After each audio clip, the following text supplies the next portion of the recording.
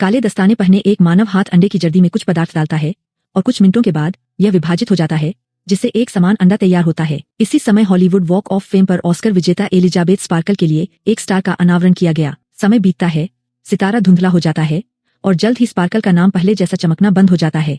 अब वह स्वयं एक एरोबिक्स टीवी शो की मेजबानी करती है। अपनी उम्र के बावजूद वह महिला फिट है और काफी अच्छी दिखती है। हालांकि एक दिन वह शौचालय में जाती है और देखती है कि महिलाओं का शौचालय खराब है, तो वह पुरुषों के कमरे में प्रवेश करती है। एक स्टॉल के अंदर वह शो के निर्माता हार्वे की आवाज सुनती है, जो कह रहा है कि एलिजाबेथ पुरानी हो चुकी है और शो को एक युवा और आकर्षक लड़की की जरूरत है। स्पार्कल के सेवानिवृत्त होने का समय आ गया है। आखिरकार उन्होंने ऑस्कर पुरस्कार सिनेमा के शुरुआती दौर में जीता था और अब समय आ गया है कि युवा पीढ़ी के लिए रास्ता बनाया जाए।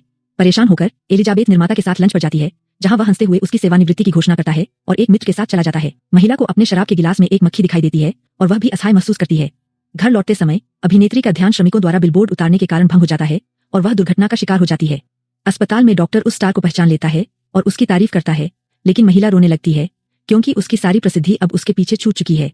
शर्मिंदा होकर डॉक्टर अलविदा कहता है और चला जाता है। हालांकि एक युवा नर्स अचानक एलिजाबेथ की पीठ की जांच करना शुरू कर देती है और बुदबुदाती है कि वह प्रयोग के लिए बिल्कुल उपयुक्त है। जाने से पहले वह उसकी जेब में एक फ्लैश ड्राइव रख देता है, जिसमें सबस्टेंस नामक उत्पाद का विज्ञापन होता है। एलिजाबेथ उत्पाद का नाम पढ़ती है, तभी एक वृद्ध व्यक्ति उसे पुकारता है। यह पता चला कि वह उसका पुराना सहपाठी फ्रेड है।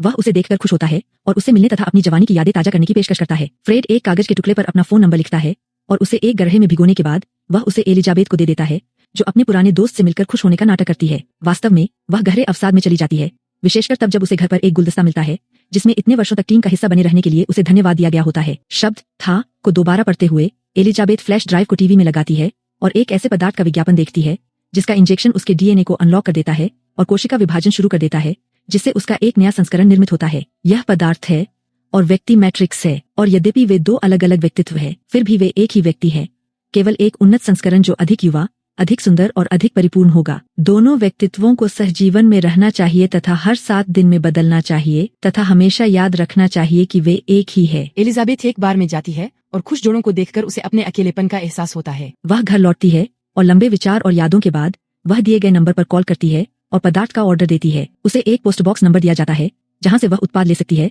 और कॉल तुरंत समाप्त हो जाती है। महिला पूरी रात बिना सोए बिताती है और सुबह वह अखबार में एक विज्ञापन देखती है जिसमें शो की मेजबान के रूप में उसके स्थान पर किसी उम्मीदवार की तलाश की जा रही है। साथ ही डाक में एक पत्र भी है जिसमें एक कार्ड और पदार्थ के लिए पोस्ट बॉक्स नंबर भी लिखा है। एलिजाबेथ दृढ़तापूर्वक पैकेज लेने के लिए आगे बढ़ती है। कार्ड का उपयोग करके वह एक पुरानी इमारत में एक छिपे हुए दरवाजे को खोलती है और एक भंडारण इकाई पाती है जिसमें एक पैकेज उसका इंतजार कर रहा है। घर पहुंचकर एलिजाबेथ बक्सा खोलती है।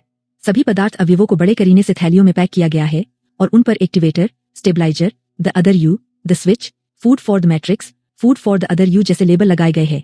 उत्प्रेरक का उपयोग केवल एक बार करना होता है, लेकिन स्टेबलाइजर का उपयोग प्रतिदिन करना होता है और इसे मैट्रिक्स कोशिकाओं से लिया जाता है।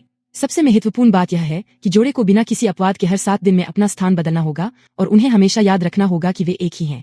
सुबह के समय एलिजाबेथ काफी देर तक खुद को आईने में निहारती रहती है तथा अपनी उम्र बढ़ने के संकेतों को देखती रहती है। अंततः वह एक बार उत्प्रेरक का इंजेक्शन लगाती है, जिसके बाद उसे असहनीय दर्द होता है। महिला फर्श पर गिर जाती है, उसकी पीठ फट जाती है और वह पीड़ा से छटपटाती है और उसके भीतर से उसका युवा रूप प्रकट होता है। यह नया व्यक्तित्व धीरे धीरे उसके सामने आता है और आईने में देखने पर उसे एक युवा और बहुत सुंदर लड़की का प्रतिबिंब दिखाई देता है। कुछ देर तक वह अपनी नई अवस्था का आनंद लेती है, लेकिन फिर उसकी नजर एलिजाबेथ के शरीर पर पड़ती है। सबसे पहले लड़की उसे ठीक करती है तथा अपनी पीठ पर हुए भयानक घाव पर टांके लगाती है। फिर वह अपने बिस्तर पर चली जाती है। सुबह लड़की नहाती है और अचानक उसे अस्वस्थता महसूस होती है। वह विशेष सिरिंज निकालती है और अचेतन मैट्रिक्स की रीढ़ से निकाले गए स्टेबलाइजर को अपने शरीर में इंजेक्ट करती है। एलिजाबेथ फिर वह अपने नए, युवा और मजबूत शरीर से प्रसन्न होकर लिविंग रूम में जाती है। बाद में लड़की एक कास्टिंग कॉल पर जाती है और रास्ते में एक आकर्षक स्विमसूट खरीदती है। वह अपना नाम सू रख लेती है और निर्माता के सहायकों पर तथा अंततः हार्वे पर भी उसका अद्भुत प्रभाव पड़ता है। शो के मेजबान के रूप में एलिजाबेथ के स्थान पर सू को चुना गया है। हालांकि लड़की तुरंत चेतावनी देती है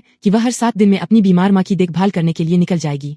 यह पूरी तरह से हार्वे को जीत लेता है क्योंकि दर्शकों को यह निश्चित रूप से पसंद आएगा। सू को वह प्रसिद्धि मिलनी शुरू हो जाती है जो पहले मूल संस्करण को मिलती थी। हालांकि सप्ताह तेजी से बीत जाता है और बदलाव का समय आ जाता है। सू ने अपनी भुजाओं पर विशेष नलिकाएं लगा रखी है जिससे पदार्थ प्रवाहित हो सके। जल्द ही एलिजाबेथ होश में आ जाती है जबकि सू का शरीर कोमा में चला जाता है। महिला अपने आप को साफ करती है और टीवी स्टूडियो में जाती है जहां हार्वे उसे क्रू की ओर से एक उपहार भेंट करता है। घर वापस आकर एलिजाबेथ अपने कैलेंडर पर उन दिनों को चिन्हित करती है जब वह स्वयं हो सकती है। वह अपना सारा समय घर पर बिताती है। सप्ताह के अंत में उसे अपने पोस्ट बॉक्स में पदार्थ की एक नई खेप पहुंचने का संदेश प्राप्त होता है।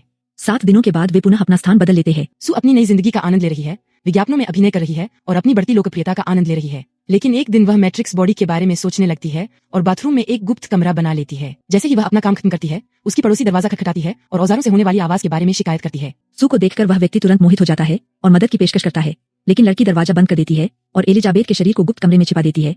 फिर दीवार पर उसकी तस्वीर लगाकर उसकी जगह अपनी तस्वीर लगा देती है। सू का शो बहुत सफल हो जाता है और उसकी रेटिंग भी बढ़ जाती है, जिससे निर्माता बहुत प्रसन्न होता है। लड़की नए दोस्त बनाना और पार्टियों में जाना शुरू कर देती है। एक शाम वह एक युवक को घर ले आती है, लेकिन जब चीजें अंतरंग हो जाती है तो उसे अचानक अस्वस्थता महसूस होती है और उसे याद आता है कि अब बदलाव का समय आ गया है। सू गुप्त कमरे में जाती है और एक अतिरिक्त स्थिरीकरण प्रक्रिया करती है। वह उस युवक के साथ रात बिताती है और आवश्यकता से अधिक देर बाद एलिजाबेथ के साथ संबंध बदल लेती है। जब एलिजाबेथ की नींद खुलती है तो वह देखती है कि लिविंग रूम में अव्यवस्था फैली हुई है और उसके हाथ गठिया रोग से मुड़े हुए हैं। खुद को संभालने के लिए संघर्ष करते हुए वह पदार्थ प्रदाता के नंबर पर कॉल करती है, लेकिन वे उसे बताते हैं कि ये परिवर्तन अपरिवर्तनीय है और उसे याद दिलाते हैं कि उसे यह नहीं भूलना चाहिए कि वे एक ही है। एलिजाबेथ अपार्टमेंट को साफ करती है और फिर टीवी पर सू के नए शो की रिकॉर्डिंग देखती है। उसे यह स्वीकार करना पड़ता है कि सू बहुत सुंदर है। बाद में वह सुनती है कि पड़ोसी सू से डेट पर जाने के लिए पूछ रहा है, लेकिन वह दरवाजा नहीं खोलती।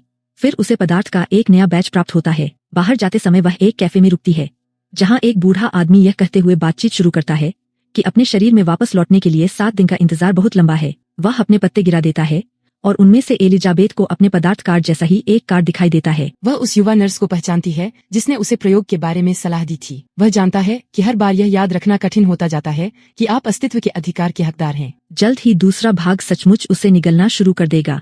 एलिजाबेथ घर की ओर भागती है और सू के प्रेमी से टकराती है, जो उसे पहचान नहीं पाता, लेकिन इससे उसे फ्रेड की याद आ जाती है। वह उसका नंबर डायल करती है और उसका खुश सहपाठी एक कैफे में उसकी मुलाकात तय कर देता है।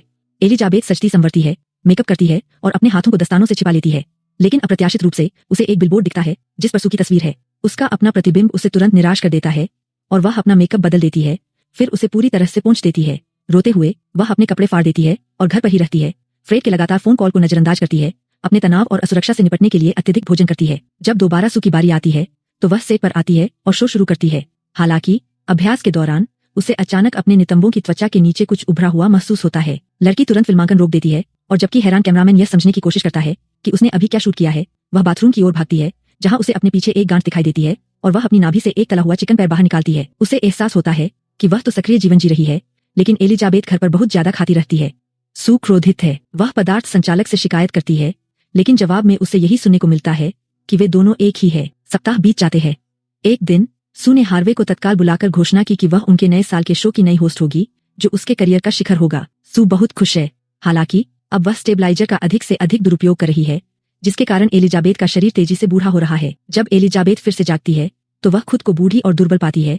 उसके जोड़ अकड़ गए हैं और बाल लगभग पूरी तरह सफेद हो गए हैं। महिला पदार्थ ऑपरेटर को बुलाती है और वह प्रयोग को समाप्त करने का सुझाव देता है, लेकिन अब उसकी स्थिति को ठीक करने का कोई तरीका नहीं है। वह खुद को यह अनुभव रोकने के लिए मनाने की कोशिश करती है, लेकिन वह खुद के इतने खूबसूरत दूसरे संस्करण को छोड़ नहीं पाती, भले ही उसके घुटने मुश्किल से काम करते हों। उसे हार्वे का उपहार याद है।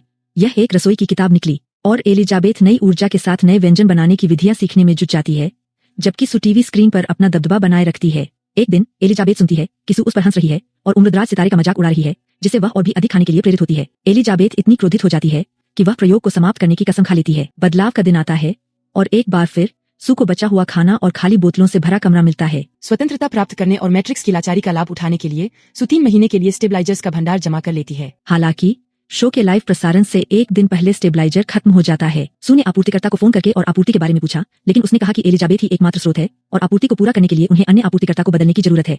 इसके अलावा कोई और विकल्प नहीं है। सू बमुश्किल होश में स्विच चालू करती है। उसके प्रेमी को बाथरूम से अजीब सी आवाजें आती हुई सुनाई देती है, लेकिन लड़की दरवाजा नहीं खोलती क्योंकि अंदर एक बदसूरत गंजी औरत है जिसके शरीर पर विकृत कुबर है। अंततः वह उस पर चिल्लाती है और वह भाग जाता है। एलिजाबेथ, जो अब एक भयावह प्राणी बन चुकी है, पदार्थ संचालक को बुलाती है और प्रयोग बंद करने की विनती करती है। फिर वह अंतिम बैच के लिए निकल जाती है। घर लौटकर वह सू के शरीर को लिविंग रूम में खींच लेती है और उसे सीरम का इंजेक्शन लगाने की तैयारी करती है, जो उसकी प्रतिरूप को मार देगा। सिरिंज तैयार होने के बाद वह चारों ओर देखती है और काफी देर तक सू के चित्रों को देखती रहती है। उसे एहसास होता है कि वह अपने युवा संस्करण को नहीं मार सकती। एलिजाबेथ सू को होश में वापस लाती है। आधी खाली सिरिंज को देखकर और एलिजाबेथ के इरादे को समझकर सू क्रोधित हो जाती है और अपनी मैट्रिक्स को पीट पीट कर मार डालती है। इसके बाद वह नए साल के शो में जाती है। वह एक खूबसूरत गाउन पहने हुए है, लेकिन अचानक सू को अस्वस्थता महसूस होती है और वह बाथरूम की ओर भागती है। यह पता चलता है कि मैट्रिक्स की मृत्यु के साथ ही सू का शरीर तेजी से खराब होने लगता है। सबसे पहले उसके दांत गिर जाते हैं, जिससे उसके लिए प्रायोजकों के सामने मुस्कुराना असंभव हो जाता है, जिसे हार्वे बहुत चाहता है। तभी एक कील गिर जाती है और उसका कान गिर जाता है। घबराहट में सू घर भागती है, जहां वह खुद को एक नया संस्करण बनाने की उम्मीद में एक्टिवेटर का आखिरी इंजेक्शन खुद को लगा लेती है। लेकिन इसके बजाय दोनों संस्करणों का एक राक्षसी संकर एलिजा सू पैदा होता है। राक्षसी को अपना ऑडिशन याद आता है और वह शो में जाने से पहले एक ड्रेस और घर पर बनाया गया एलिजाबेथ मास्क पहनकर खुद को सुंदर बनाने की कोशिश करती है। जब वह टीवी सेंटर पहुंचती है तो वह मंच पर आती है और दर्शकों को संबोधित करती है, लेकिन उसका मुखौटा उतर जाता है। पूरे हॉल में डरावनी चीखें गूंजने लगती है और उसे राक्षस कहा जाता है। दर्शक घबराकर भाग जाते हैं और एक व्यक्ति एलिजा सू का सिर काट देता है, जिसके बाद उसका क्षतविक्षत शरीर पूरे हॉल में खून से भर जाता है। एलिजा सू का जो कुछ बचा है वह स्टूडियो से बाहर निकलता है और सड़क पर आकर बिखर जाता है। एलिजाबेथ का मूल चेहरा वॉक ऑफ फेम पर अभिनेत्री के सितारे तक पहुंचने में सफल हो जाता है, जहां वह ऊपर देखता है, मुस्कुराता है और गायब हो जाता है। अगली सुबह खून के बचे हुए धब्बे को साफ कर दिया जाता है, जिससे अभिनेत्री की यादें मिट जाती है। कभी कभी मजेदार लेकिन अधिकतर डरावना। यह फिल्म महिलाओं के शरीर पर समाज द्वारा थोपे गए मानकों और शाश्वत सौंदर्य की खोज का विश्लेषण करती है तथा दर्शकों को यह सोचने पर मजबूर करती है कि स्वयं होने का क्या अर्थ है और आप जो है उसे स्वीकार करना कितना महत्वपूर्ण है।